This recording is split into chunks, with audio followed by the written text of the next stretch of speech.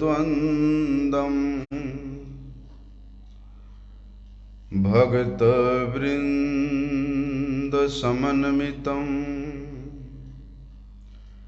श्रीचैतन्य प्रभुं वन्दे नित्यानन्दसहोदितं श्रीनन्दनन्दनं वन्दे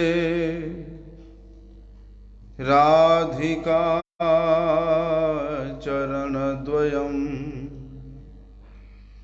गोपीजनसमायुक्तं वृन्दावनमनोहरं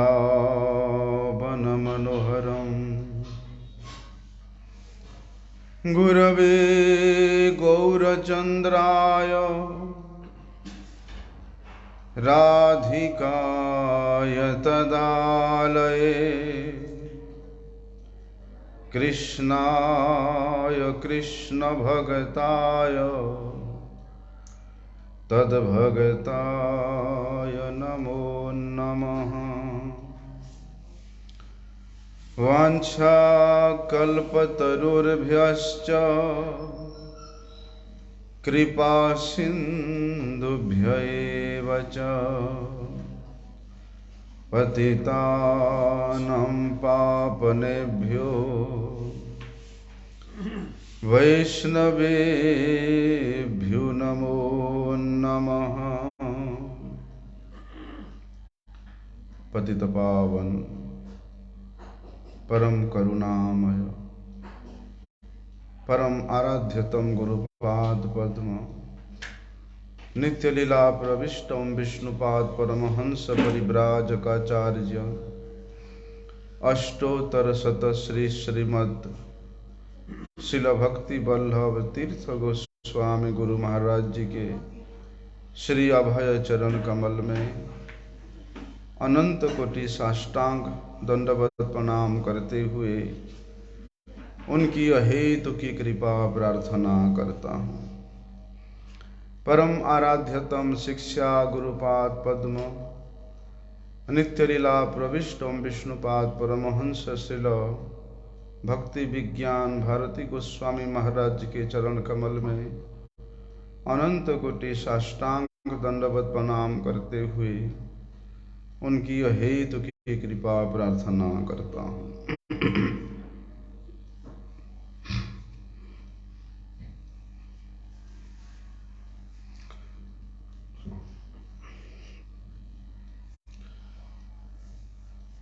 गौड़ीय परंपरा में आश्रित होने के बाद गौड़ीय परंपरा के जो मूल इष्ट देव है श्रीमन महाप्रभु श्री चैतन्य देव, उनके विषय में विशेष करके उनका क्या मत है, क्या पथ है, उसके बारे में जानना विशेष आवश्यक है। अन्यथा ऐसे बहुत से बड़े बड़े विद्वान भी कहो, ग्रंथ लेखक भी कहो, और ऐसे एक स्मार्त संप्रदाय है, वे लोग भी हमारे जो आराध्य देव है, हमारे जो इष्ट देव है, कलिजुग पावन अवतार भगवान श्री चैतन्य महाप्रभु के विषय में अनब शनब बातें करते हैं। इसलिए कलिजुग को पावन करने वाले अपने अवतार के माध्यम से, कौन है वो? श्री चैतन्य महाप्रभु। उनका क्या मत है, उनका क्या पथ है, उनका क्या तत्व है, क्या सिद्धांत है, उसको जानने से पहले उनके विषय में कि वो कौन है, क्यों इस जगत में वे अवतरित हुए, ये सब जानना विशेष आवश्यक है। क्योंकि श्रीमन महाप्रभु जी के संबंध में अनेक लोगों की अनेक भ्रांत धारणाएं हैं, परंतु जो शुद्ध वैष्णव जन है वे श्रीमन महाप्रभु जी को स्वयं ब्रजेंद्र नंदन श्री कृष्ण के रूप में जानते हैं, विश्वास करते हैं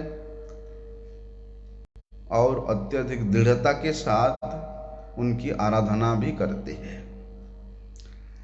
इसलिए भगवान नंदन नंदन श्री कृष्ण श्रीमती राधा रानी के प्रेम को आस्वादन करने के लिए इस जगत में, इस कली युग के प्रथम संध्या में उन श्रीमती राधा रानी के भाव और उनके कांति, कांति मतलब उनके शरीर के, उनके शरीर अंग के जो रंग है, गौर कांति, स्वर्ण कांति, और भाव क्या है? श्रीमती राधा जी का एक ही भाव है कि वे नित्य निरंतर श्री कृष्ण को प्रसन्न करें, श्री कृष्ण की सेवा करें। तो श्रीमती राधा रानी श्री कृष्ण की सेवा करके अत्यधिक उल्लसित होती, आनंदित होती है, आह्लादित होती है। विशेष रूप से देखा जाता है कि जिसकी सेवा किया जाता है वो प्रसन्न होता है। लेकिन श्री कृष्ण देखते हैं कि श्रीमती राधा रानी मेरी सेवा करके मुझे जो सुख दे रही है उससे भी कहीं अधिक, हजारों गुना अधिक सुख वे मेरे सेवा करके प्राप्त करती है। इसलिए वे सुख क्या है, उस सुख को प्राप्त करने के लिए श्रीमती राधा रानी के भाव को और कांति को लेकर के स्वयं कृष्णचंद्र वे भक्त भाव में इस कली युग में अवतरित होते हैं, और वे है श्री चैतन्य महाप्रभु, श्री गौरांग महाप्रभु। परंतु ऐसे बहुत स्मार्त पंडित समाज है, वे लोग श्रीमन महाप्रभु जी को ना तो अवतार मानते हैं, ना तो भगवान मानते हैं, और ना ही भगवान श्री कृष्ण के अवतार का सिद्ध को ग्रहण करते हैं। परंतु श्रीमन महाप्रभु जी जो स्वयं अवतारी श्री कृष्ण ही है, इसका बहुत से शास्त्रों में, बहुत से पुराणों में अनेक प्रकार के प्रमाण देखने को मिलता है। लेकिन वे स्मार्त पंडित गण क्या करते हैं, बोलते श्रीमन महाप्रभु जी के विषय में जो सभी प्रमाण शास्त्रों में है, उस प्रमाण को या तो वे लोग कदर्थ कर देते हैं, अर्थ बदल देते हैं, या उसको इस प्रकार के कदर्थ मतलब संज्ञाहीन, अर्थहीन समझ करके उसको उड़ा देते हैं। अनेक ऐसे भक्त, कुछ मनुष्य है, विद्वान है, जो कि श्रीमन महाप्रभु जी को केवल एक भक्त के रूप में, कोई साधक के रूप में, कोई एक श्रेष्ठ फिलोसोफर के रूप में, कोई पंडित के रूप में, कोई दार्शनिक समाज संस्कारक के रूप में, कोई कोई धर्म प्रचारक के रूप में, ऐसा उनको आख्यायित करते हैं, देखते हैं। और ऐसे बहुत शिक्षित लोग भी, जिन्होंने ग्रंथों की, बहुत से ग्रंथों की भी रचना की, और वे लोग श्रीमन महाप्रभु जी के जीवनी को भी लिखा है, लेकिन वही लोग भी श्रीमन महाप्रभु जी को केवल एक महापुरुष के रूप में, एक महामानव के व्यतीत और कुछ नहीं लिखते हैं। और भगवान के भक्त जन श्रीमन महाप्रभु जी को स्वयं भगवत अवतार के रूप में जो मानते हैं, उसको वे लोग हंसी उड़ाते हैं, मजाक करते हैं। तो जिस व्यक्ति के हृदय में भगवत तत्व के प्रति, भगवान के प्रति, श्रीमन महाप्रभु जी के प्रति इस प्रकार का धारणा रहेगा, हैं, ताच्छल्य युक्त धारणा, उसके मन में कभी श्रीमन महाप्रभु जी के संबंध में क्या अच्छा विचार आ सकता है? स्वाभाविक रूप से नहीं आ सकता है। इसीलिए जो लोग महाप्रभु जी के विषय में जानना चाहते हैं, श्रीमन महाप्रभु जी के अवतार के गूढ़ रहस्य को अनुभव करना चाहते हैं, वर्तमान समय में तो सबसे श्रेष्ठ उपाय यही है कि श्रीमन महाप्रभु जी के तत्व को जिन गोस्वामी गणों ने अनुभव किया है और अनुभव करके वे स्वयं ग्रंथों के माध्यम से महाप्रभु जी के स्वरूप का, महाप्रभु जी के तत्व का विवेचन किया है, बोलते उन ग्रंथों की आलोचना करना, उन ग्रंथों का अध्ययन करना ही एकमात्र उपाय है। अथवा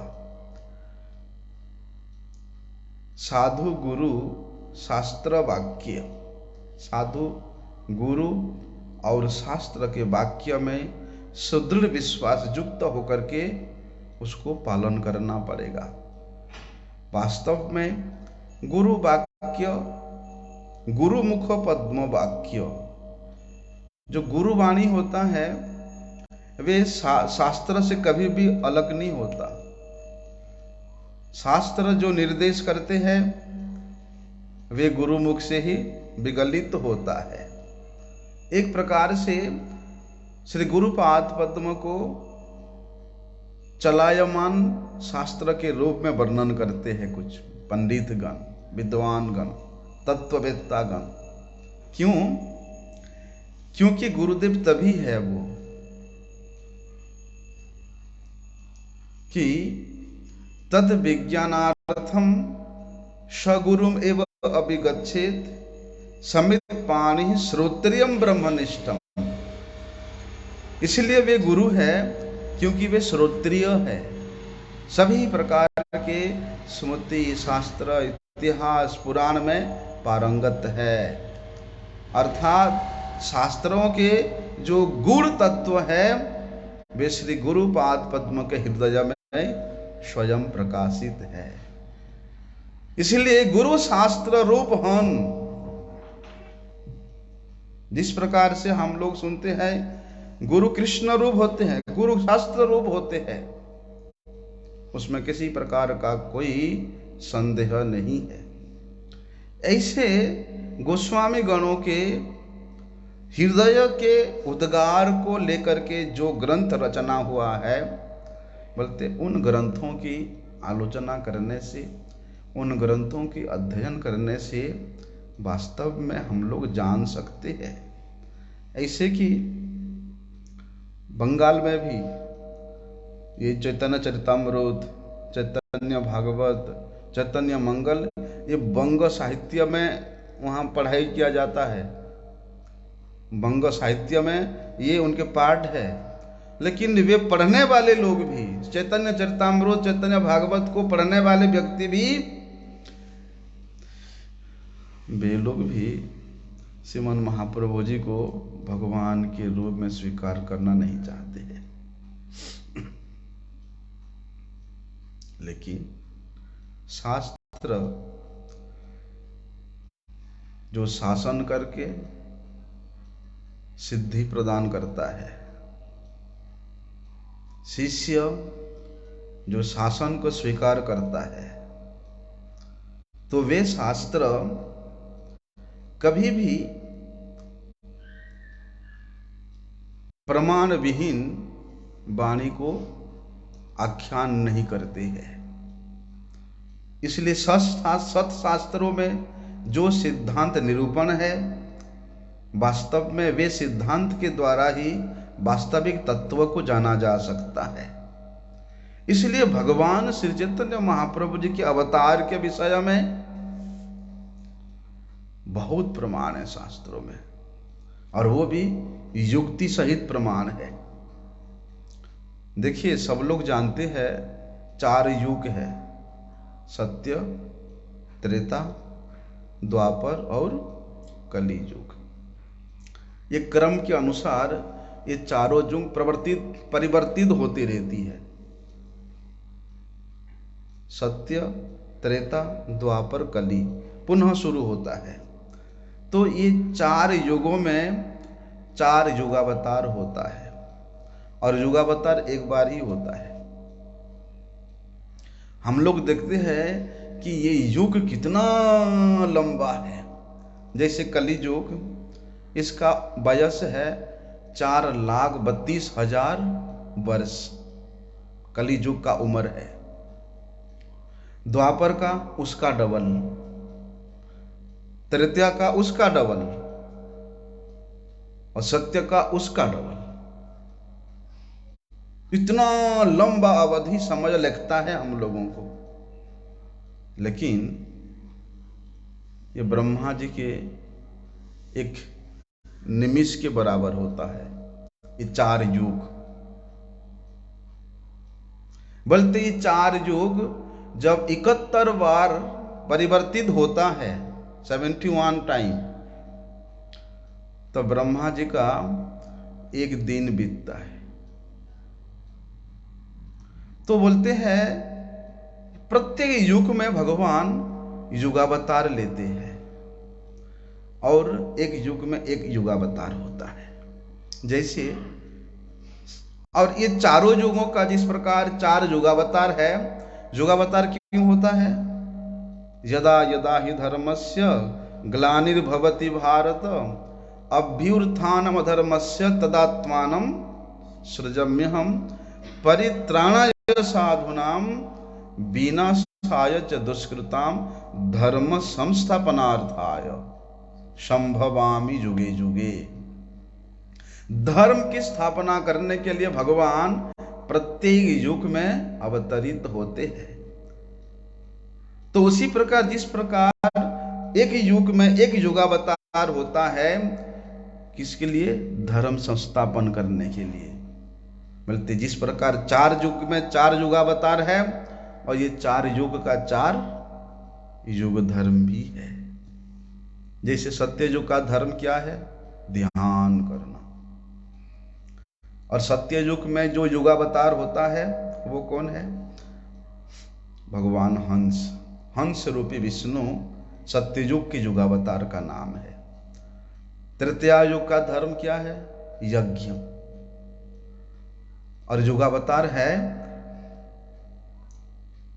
भगवान यज्ञ, यज्ञ रूपी विष्णु।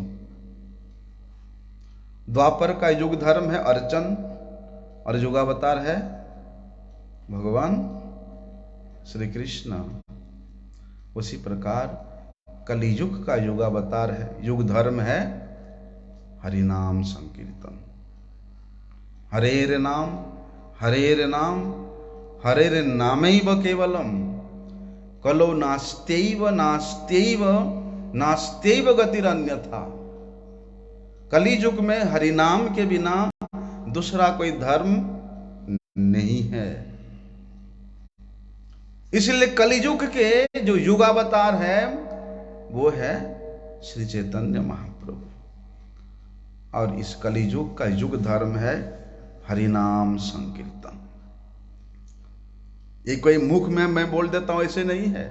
श्रीमद् भागवत जो कि सभी प्रकार के प्रमाणों का सार सदृश है, उस श्रीमद् भागवत में वर्णन है कि कृते यद ध्यायतो विष्णुम त्रेतयाम जजतो मखै द्वापरे परिचर्यायाम कलौ तत् हरि कीर्तनात्। कि सत्य युग में ध्यान के द्वारा, त्रेता युग में यज्ञ के द्वारा, द्वापर युग में अर्चन के द्वारा जो फल व्यक्ति लाभ करते थे, वे फल केवल इस कली युग में हरि कीर्तन के द्वारा ही प्राप्त हो जाता था। देखो, सत्य युग में जो ध्यान था, सत्य युग के जो मनुष्य का आयु 1,00,000 वर्ष था, 1,00,000 वर्ष तक वे व्यक्ति तपस्या करके जो फल मिलता था, कली युग में कितना वयस है, उम्र है व्यक्ति का? ज्यादा से ज्यादा 100 वर्ष। 100 वर्ष में भी तो 20 वर्ष तो ऐसे खेल कूद करके निकल जाता है। फिर बीच का जो 20 वर्ष है उसमें शादी हो जाता है, विवाह हो जाता है, संसार हो जाता है, नौकरी चाकरी ये कुछ है। इस प्रकार उसका 100 साल कैसे व्यतीत हो जाता पता नहीं चलता है। इतनी में भी व्यक्ति हरिनाम करके, हरिनाम संकीर्तन करके वो 1,00,000 वर्ष तपस्या करने का फल यहां हरिनाम संकीर्तन करके प्राप्त कर लेता है। त्रेतया युग में बड़े बड़े यज्ञ होता था, राजसूय यज्ञ, अश्वमेध यज्ञ। ऐसे यज्ञ का तो आजकल कोई कल्पना ही नहीं कर सकता, क्योंकि यज्ञ तभी शुद्ध होता है, यज्ञ के प्रत्येक द्रव्य एकदम पवित्र होना चाहिए, शुद्ध होना चाहिए। जिस प्रकार द्रव्य शुद्ध होना चाहिए, उसी प्रकार उसका पुरोहित भी शुद्ध होना चाहिए। यदि मंत्रोच्चारण गलत पुरोहित से हुआ तो वे भी उल्टा फल देने वाला होता है। तो इतना विशाल विशाल यज्ञ करने से जो फल मिलता था कली युग में, वो केवल हरिनाम संकीर्तन करने से प्राप्त हो जाता था। इसीलिए ये जो कलियुग का हरिनाम संकीर्तन है, जो ये जो कलियुग का धर्म है, युग धर्म, उसको कौन प्रवर्तन किया? कलियुग के जो युगावतार है, कौन है? श्री चैतन्य महाप्रभु। श्री चैतन्य महाप्रभु इस कलियुग के युगावतार है और उन्होंने ये युग धर्म हरिनाम संकीर्तन को प्रवर्तन किया है। धर्म संस्थापनार्थाय संभवामि जुगे जुगे। तो भगवान प्रत्येक युग में स्वयं अवतीर्ण होते हैं और एक ही बार अवतीर्ण होते हैं, बार बार नहीं होते हैं। लेकिन इस कली युग का एक विशेषता ये है, स्वयंभुव मनवंतर के जो 28वां द्वापर बीत जाता है, उसके बाद जो कली आता है, उस कलियुग में, उस कलियुग के प्रथम संध्या में स्वयं ब्रजेंद्र नंदन अवतरित होते हैं। हर कली में, प्रत्येक कली में स्वयं श्री कृष्ण स्वयं रूप लेकर अवतरित नहीं होते हैं। इसलिए कहते हैं ना, धन्य कली हैं। ऐसे अवतार होबे की होय छे है न धर्म प्रचार। इस प्रकार के परम कृपालु दयालु करुणावतार पतित उद्धारी भगवान गौरांग महाप्रभु जी का अवतार ना कभी हुआ था ना कभी होगा। इसलिए स्वयंभव मनवंतर के बाद भगवान का अवतरण हुआ और उस मनवंतर में जितने भी जीव श्रीमन महाप्रभु जी का चाहे आंखों से दर्शन किया, चाहे कानों से दर्शन किया। कानों से किस प्रकार से दर्शन? बोलते उनके चरितावली को श्रवण करके, उनके गुण कीर्ति को श्रवण करके कानों के द्वारा वास्तविक रूप में दर्शन होता है। बोलते हैं जो श्रीमन महाप्रभु जी के इस प्रकार दर्शन किया विशेष रूप से कानों से, वो सब धन्य हो गए, वो सब पवित्र हो गए, वो सब बहुमुखी सेवा प्रकाश के द्वारा अपने मंगल करने में किसी प्रकार से कोई घातक हुआ ही नहीं है। ऐसा इसीलिए कहते हैं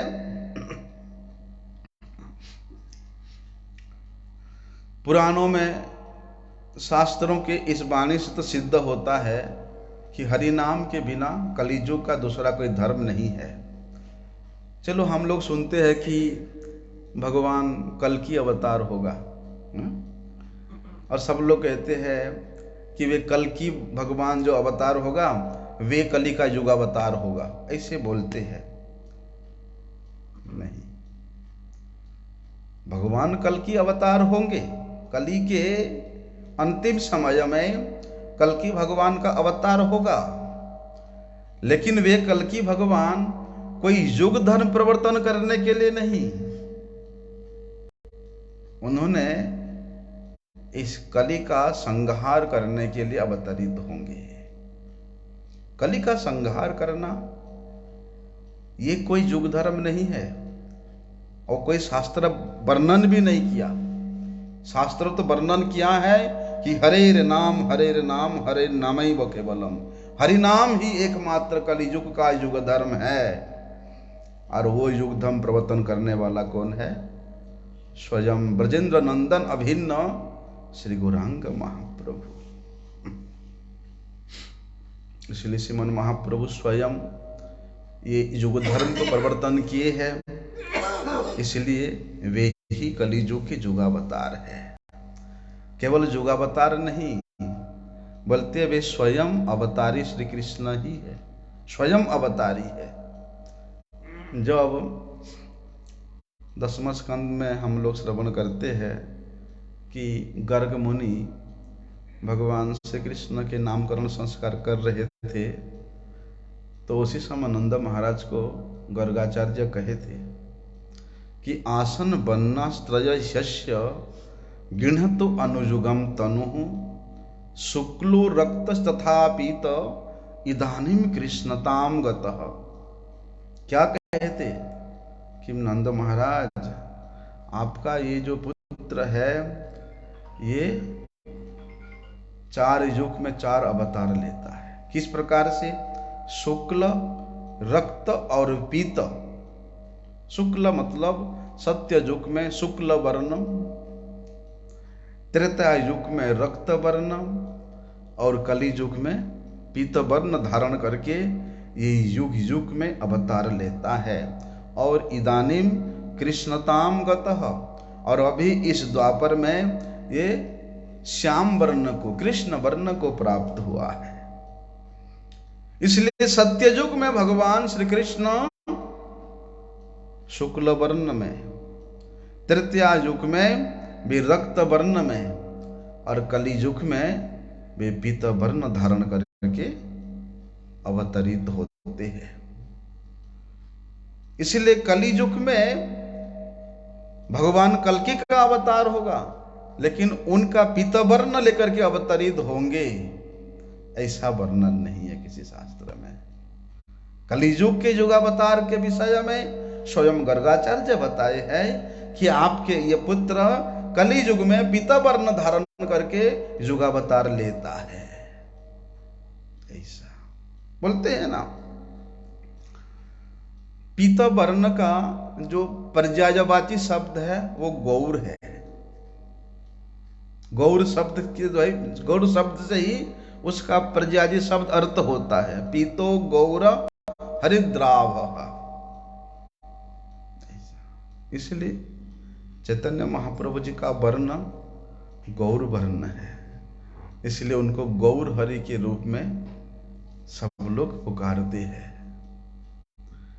परंतु वे स्वयं श्री कृष्ण है, इसमें किसी प्रकार का कोई संदेह नहीं है। क्योंकि श्रीमन महाप्रभु जी के चरित्र को जब हम लोग श्रवण करते हैं और उनके उस भावावली को जो हम लोग सुनते हैं और श्रीमती राधा रानी के भावावेश को विषय में जब श्रवण करते हैं तो लगता है कि ये स्वयं श्रीमती राधा रानी के भाव को ही प्रकट कर रहे हैं, ऐसा। इसलिए श्री गौरांग महाप्रभु स्वयं भगवान है। उनके भगवत्ता के संबंध में हमारे गोस्वामी गणों ने बहुत से श्लोक लिखा है। कोई लोग कहते हैं अरे भाई उनके संप्रदाय का है तो उनके संप्रदाय के लोग तो बढ़ाई करेंगे,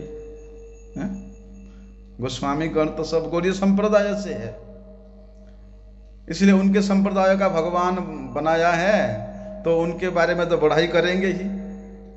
कुछ लोग बोलते हैं इसे, लेकिन उपनिषद में, पुराण में श्रीमन महाप्रभु जी के भगवत्ता के विषय में यथेष्ट प्रमाण है, यथेष्ट। ऐसा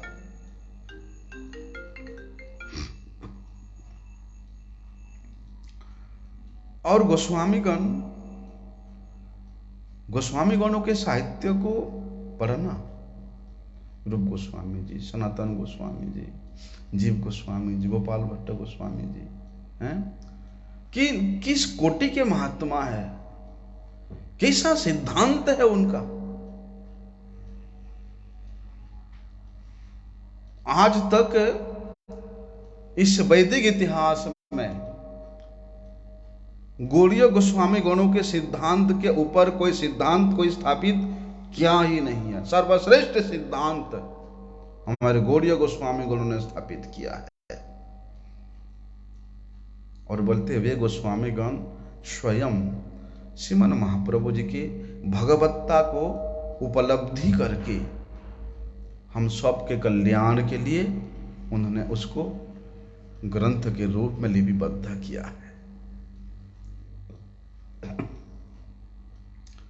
मुंडक उपनिषद में वर्णन है, उपनिषद मुंडक उपनिषद में कि यदा पश्यते रुक्म वर्णम कर्तारमीशं पुरुषं ब्रह्मयोनिं तदा विद्वान पुण्य पापे विधूय निरंजनम परमम साम्यमुपैति।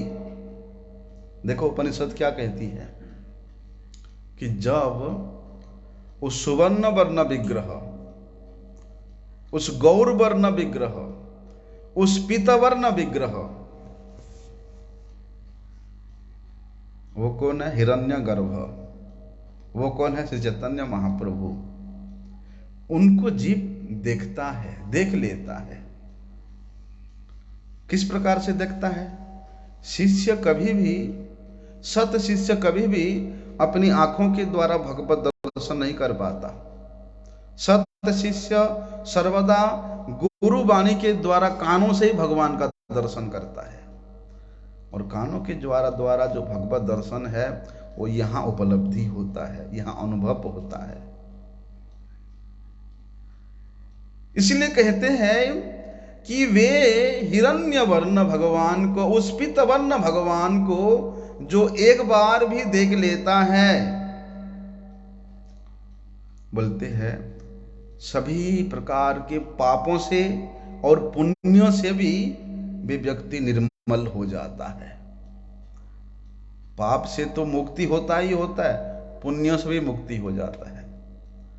जब तक पुण्य रहेगा, पुण्य प्राप्त करने का आशा रहेगा, तब तक भक्ति हृदय में जागृत नहीं होता है। पाप और पुण्य दोनों एक ही श्रेणी के हैं। फर्क इतना है कि पापी को जो है लोहे के जंजीर में बांधा जाता है और पुण्यकर्मी को सोने के जंजीर में बांधा जाता है तो जंजीर ही। इसीलिए कहते हैं पुण्य और पापों से परिपूर्ण रूप से वो निर्मल होकर के उसके हृदय में भगवत भक्ति जागृत हो जाता है। ऐसा उपनिषद कहती है, मुंडक उपनिषद। श्वेताश्वतर उपनिषद क्या कहती है कि महान प्रभुर्वै पुरुषः सत्वशेष प्रवर्तकः सो निर्मलम इमं शांतिम ईशानो ज्योतिरव्ययः। बोलते वे प्रभु, वे गौर वर्ण प्रभु, वे किस प्रकार है? वे महान प्रभु है। महान प्रभुर्वै पुरुषः, बोलते वे जीव की बुद्धि और उसके वृत्ति को प्रवर्तन करने वाले हैं। बोलते उन गौरांग महाप्रभु जी के कृपा से बुद्धि सुनिर्मल होता है, सभी प्रकार के दोषों से उसका चित्त वृत्ति वर्जित होकर के शांति प्राप्त करता है। ऐसा श्रीमद् भागवत में है, कृष्ण वर्णम तिसा कृष्णम सांगो पांगो अस्त्र पार्षदम यज्ञ ही संकीर्तनम प्राय जजंती ही सुमेधस। वहां पर स्वयं वर्णन करते हैं क्या कि कृष्ण वर्णम, कि जिसके मुख में सदा सर्वदा कृष्ण, ये दो वर्ण नृत्य करती रहती है, वो कौन है? श्रीमन महाप्रभु। और जिनके कांति शरीर के रंग कैसा है? अकृष्ण है। कृष्ण का ऑपोजिट अकृष्ण है। अगर कृष्ण श्याम रंग हुआ तो अकृष्ण पीतवर्ण हुआ, गौर रंग हुआ। इसलिए वे भगवान अपनी अंग उपांग अस्त्र पार्षद के द्वारा परिवेष्टित रहते हैं। और जो बुद्धिमान पुरुष है उन भगवान को बोलते संकीर्तन यज्ञ के द्वारा अर्चना करते हैं, हरि संकीर्तन के द्वारा उनका आराधना करते हैं। ऐसा महाभारत में, आदि पुराण में, नृसिंह पुराण में बहुत शास्त्र, पद्म पुराण में बहुत प्रमाण है। कलेहे प्रथम संध्यायाम गौरांग असौ महितले भागीरथी तटे भूमिनी भविष्यति न संशय। पद्म पुराण वर्णन करता है। नृसिंह पुराण क्या वर्णन करती कि गोपानाम परिपालयन ब्रजपुरे लकान वहन द्वापरे गौरांग प्रिय कीर्तन हम कलिजुगे चैतन्य नामा हरि। इससे अनेक पुराणों में, अनेक शास्त्रों में श्रीमन महाप्रभु स्वयं भगवान है। वामन पुराण ले लो, वराह पुराण ले लो, मार्कंडेय पुराण, वायु पुराण, विष्णु पुराण, कुर्म पुराण, जैमिनी भारत, अनंत संहिता, रुद्र जामल में, गोपाल सहस्त्र नाम में श्रीमन महाप्रभु जी स्वयं भगवान है। ऐसे अनंत प्रमाण है। और हमारे गोस्वामी गणों ने तो चैतन्य चंद्रामृत में, विदग्ध माधव में, भक्ति संदर्भ में, वहां तो प्रमाण युक्ति के साथ दिया गया है। इसलिए वे श्रीमन महाप्रभु जी, उनका क्या मत है, इसको जानना हम लोगों का विशेष जरूरी है।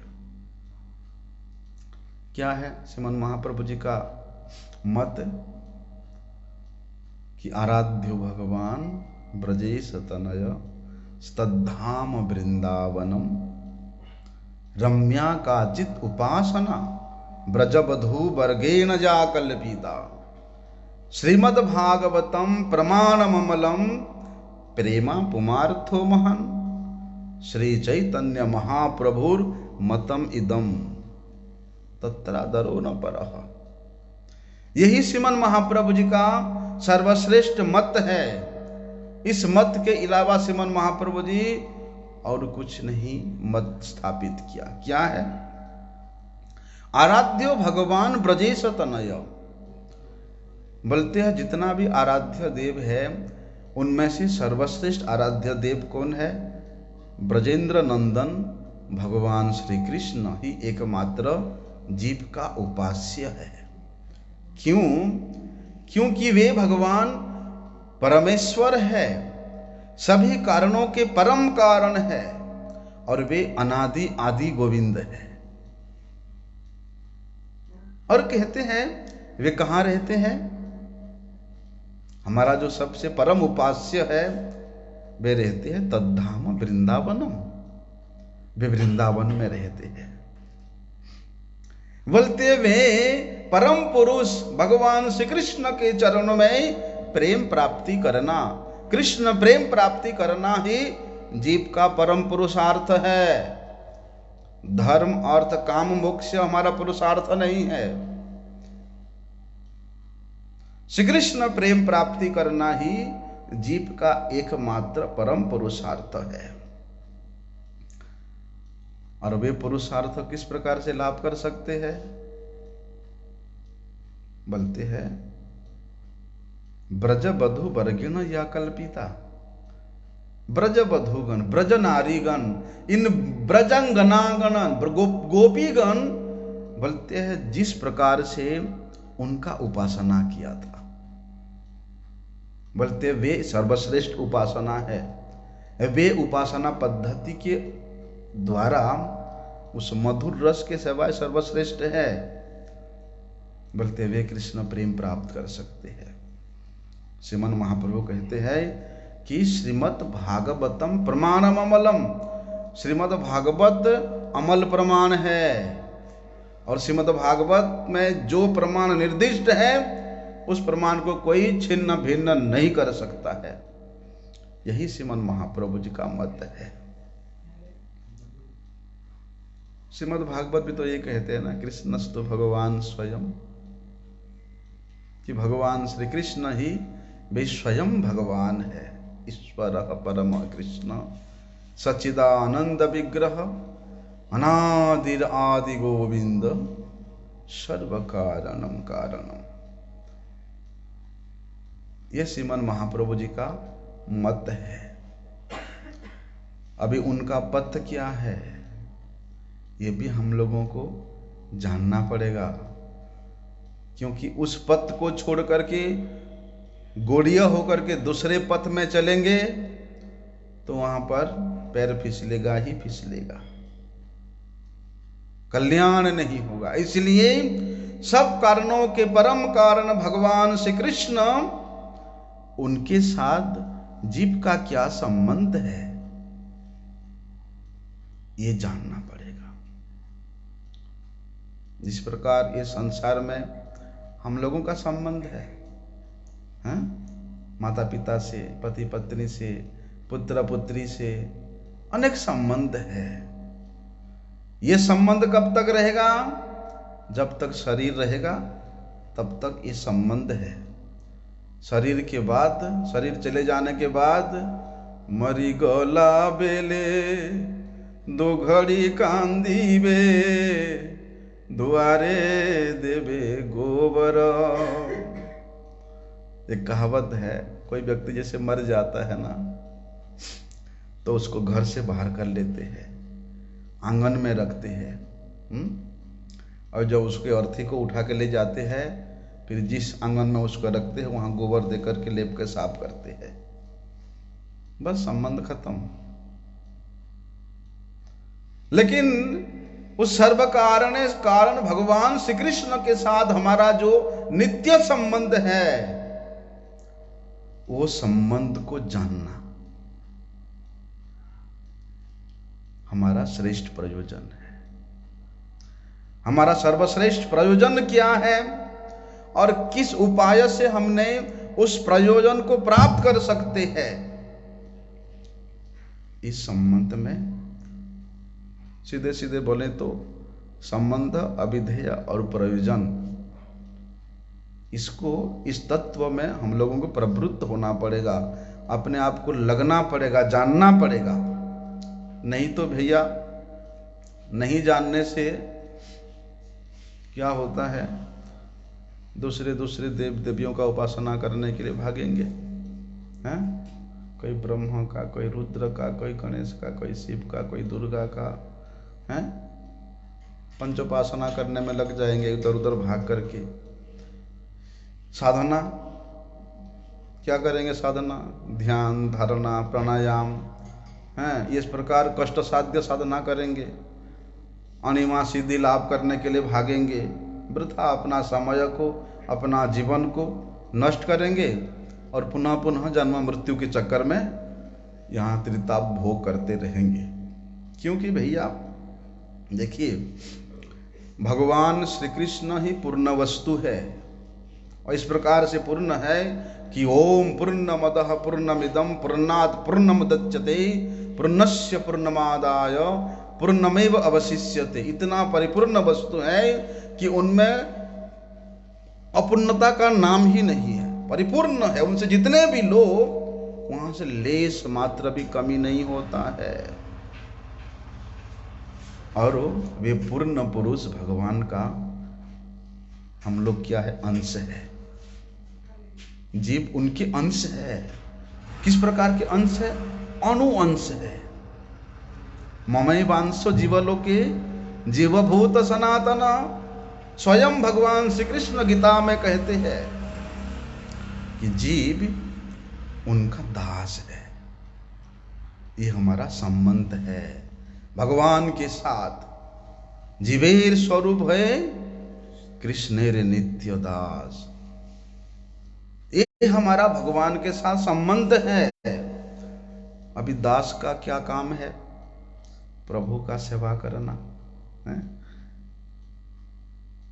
प्रभु के उद्देश्य से अपना सब कुछ करना दास का काम होता है, दास का सेवा होता है।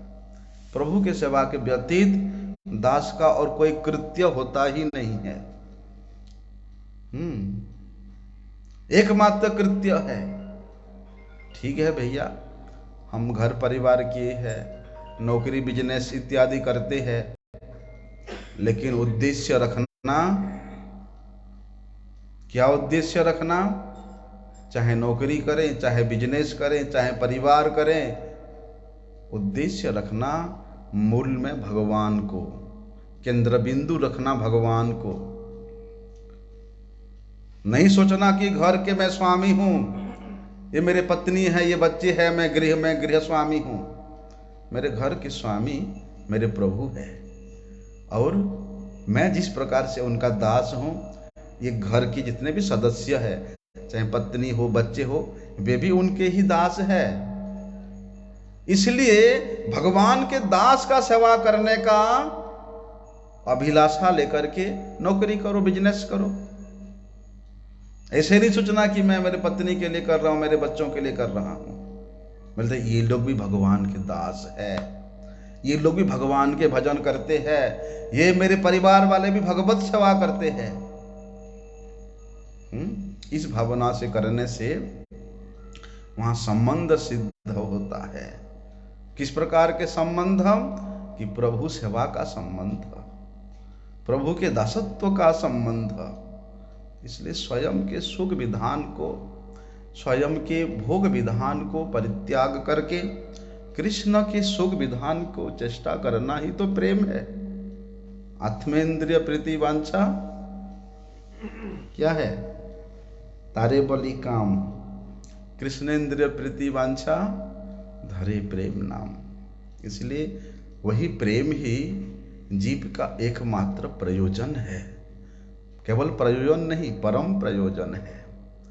इसलिए वे प्रयोजन को अगर प्राप्त करना है तो एक ही पथ है, वो है भक्ति पथ। भक्ति पथ के द्वारा वे प्रयोजन प्राप्त कर सकते हैं। कर्म के द्वारा नहीं, ध्यान के द्वारा नहीं, धारणा के द्वारा नहीं, हैं, अष्टांग योग के द्वारा नहीं, अनिमा लघिमा ये सब प्राप्त करने के धारणा से नहीं। एकमात्र पथ है भक्ति पथ। और भक्ति कहाँ से मिलेगा? बाजार के वस्तु तो नहीं कि खरीद के ले आए, हाँ खरीद सकते हैं, लेकिन धन होना चाहिए। किस प्रकार का धन बताया है? उस भक्ति को खरीदने के लिए भी धन चाहिए भैया, लेकिन वो जागतिक धन नहीं है। लोभ होना चाहिए, ग्रीड। कि कृष्ण भक्ति रसभाविता मति यदि कुतो अपि लभ्यते तत्र लोल्यम मूल्यम एकलम। बोलते हैं उस भक्ति को खरीद लो, अगर कहीं मिलता है तो। कहाँ मिलेगा? नित्यानंद प्रभु जो हाट खोले हैं ना, जो बाजार खोले हैं, वहां मिलेगा। नामेर हाटे थे। नाम के हाट कहाँ है? जहां भक्त लोग हैं, जहां वैष्णव जन है, जहां भगवत भक्ति रसभक्त रसिक जन है, वहीं पर ही नाम का हाट है। उस हाट में जाओगे तो खरीद सकते हो। कैसे खरीदो? बोलते लोल्यम तत्र मूल्यम एकलम। लोभ के द्वारा, केवल लोभ है। अरे अरे वहां साधु संग हो रहा है, वहां हरि कथा हो रहा है, वहां हरि कीर्तन हो रहा है, चलो चलो भागो भागो, वहां चलते हैं। ये लोभ है। अरे छोड़ो, क्या जाना, कथा भागवत कथा है, हरि कथा क्या सुनना, चलो अपने काम करते हैं। क्योंकि भैया ये जो लोभ है ना, हरि संबंधी वस्तुओं के प्रति, तदीय वस्तु के प्रति जो लोभ है, ये ऐसे किसी के हृदय में जागरित नहीं होता।